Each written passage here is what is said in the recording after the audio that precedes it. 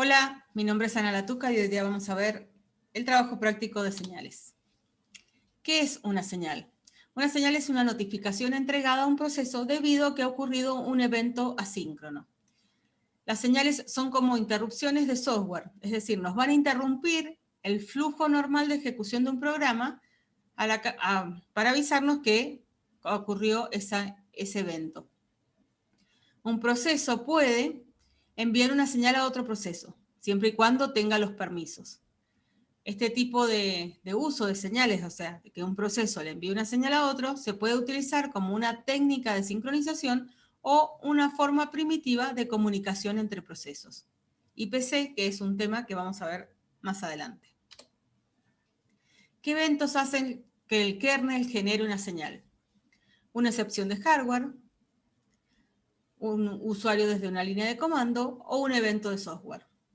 Una excepción de hardware va a ser cuando se detecte un error de software o de hardware, como por ejemplo una división por cero. Entonces eso va a hacer que el kernel genere una señal para terminar ese proceso. El usuario desde línea de comando, si yo tengo un proceso corriendo en una consola, yo con una combinación de teclas puedo hacer de que el kernel le envíe una señal a ese proceso.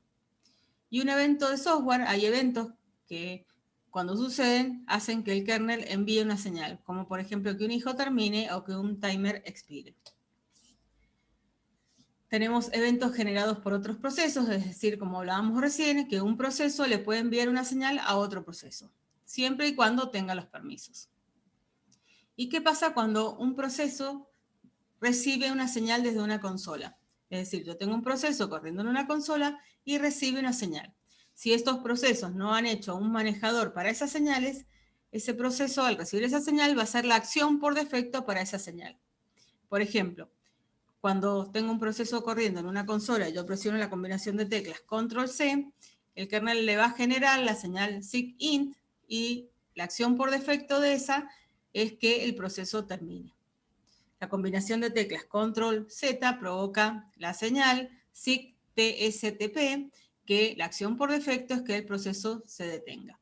También puede suceder que al recibir una señal un proceso no haga nada o que el proceso se reanude. Entonces, nosotros acá tenemos un programa que tiene un inicio, ¿sí? Este es el main de un programa, acá el flujo de ejecución del programa, y fíjense que lo que vamos a tener es que en algún momento, cuando está en la instrucción M, se envía una señal. Al enviarse esa señal, el kernel va a llamar al manejador, en este caso tiene un manejador para la señal, entonces se ejecuta el código del manejador, cuando termina, retorna a la instrucción M+1 para el programa para seguir con su flujo normal de funcionamiento. ¿Cómo se denominan las señales? Las señales se denominan con un nombre que empieza con las letras SIG y luego un nombre específico. Esos nombres están definidos en la biblioteca Signal y corresponden a números. O sea, en definitiva, esas etiquetas que nosotros le ponemos son números y empiezan por el número 1. Linux cuenta con 62 señales y si queremos listar esas señales tenemos que utilizar el comando kill-l. Entonces, con el comando kill-l nosotros vamos a ver un listado de las señales. Vamos a destacar acá algunas de las señales, como por ejemplo SIGINT, que es el control-C, SIG-TSTP, control-Z, dos señales, la 10 y la 12, que es la SIG-User1 y SIG-User2, que están reservadas para el uso entre procesos, o sea, para que un proceso le envíe a otro. El kernel no las va a enviar al menos que un proceso se lo pida. Y luego tenemos dos señales importantes, SIG-Kill y SIG-Stop. Por ejemplo, si yo quiero mandar la señal SIG-Kill, que lo que hace es que un proceso termine, lo puedo hacer desde consola con el comando kill, que ahora lo vemos cómo funciona. Entonces, kill menos 9, porque esta señal corresponde al 9, y el PID del proceso. O, en lugar de usar el 9, usar la etiqueta. Kill menos SIG kill y el PID del proceso. Los dos hacen lo mismo. Entonces, bueno, vamos a ver cómo funciona el comando kill, que sirve para enviar señales a otro proceso. Entonces, kill menos el nombre de la señal o el número de la señal y el PID del proceso al que se lo quiero enviar.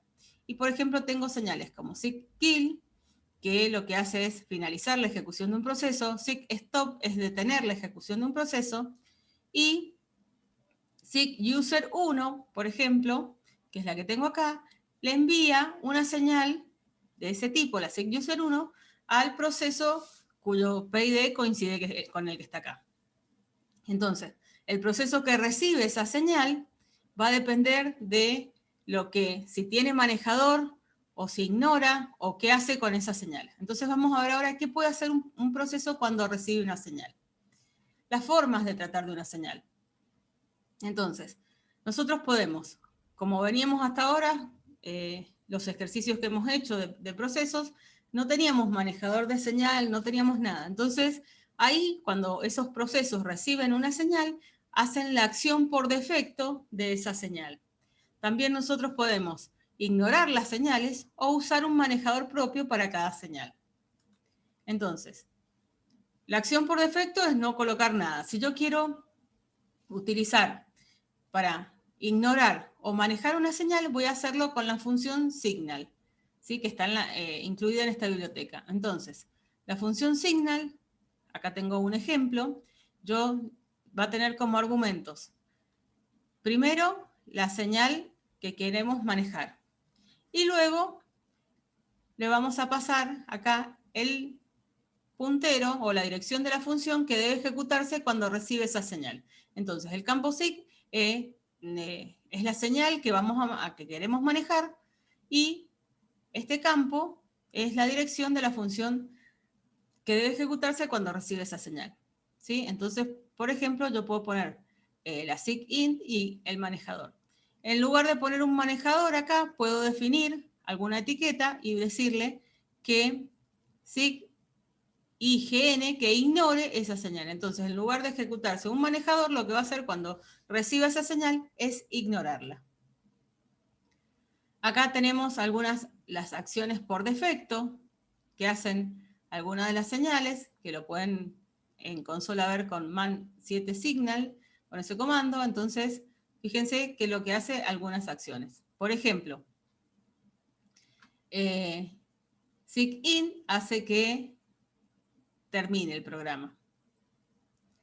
Algunas hacen que el programa, la acción por defecto es que el programa continúe, y por ejemplo la SIG-child, que es la señal que se envía a un padre cuando un hijo terminó, esa señal, la acción por defecto es ignorarla, o sea, no hacer nada.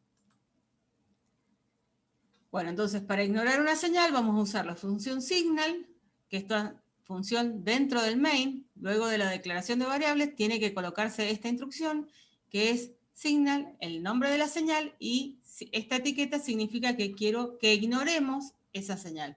El proceso va a ignorar esa señal. Luego, usar un manejador propio. Entonces, cuando voy a usar un manejador propio, tengo que hacer dos cosas. Primero, tener el manejador declarado, tener esa función del manejador en algún lugar, y luego en el main declarar la función signal con la señal que quiero manejar y acá el manejador, ¿sí? Entonces, esta es la señal que quiero manejar y este es el puntero, el manejador acá es el puntero a la función que se debe ejecutar cuando llegue esta señal. La función para enviar una señal a otro proceso es la función kill.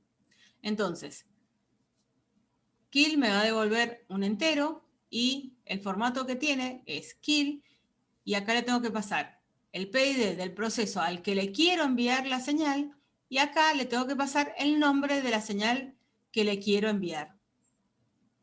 Y nos va a devolver 0 si tuvo éxito, -1 si tuvo error.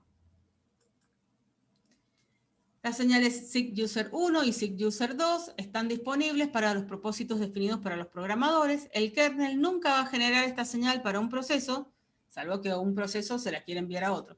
Y los procesos pueden utilizar estas señales para notificarse mutuamente los hechos o para sincronizarse entre sí. Y hay dos señales especiales como la SIG kill y la SIG stop, que una termina la ejecución de un programa y la otra la detiene, que estas señales no pueden ser ignoradas ni manejadas. Por lo tanto, siempre hacen la acción por defecto, que es terminar o detener un proceso. Muchas gracias.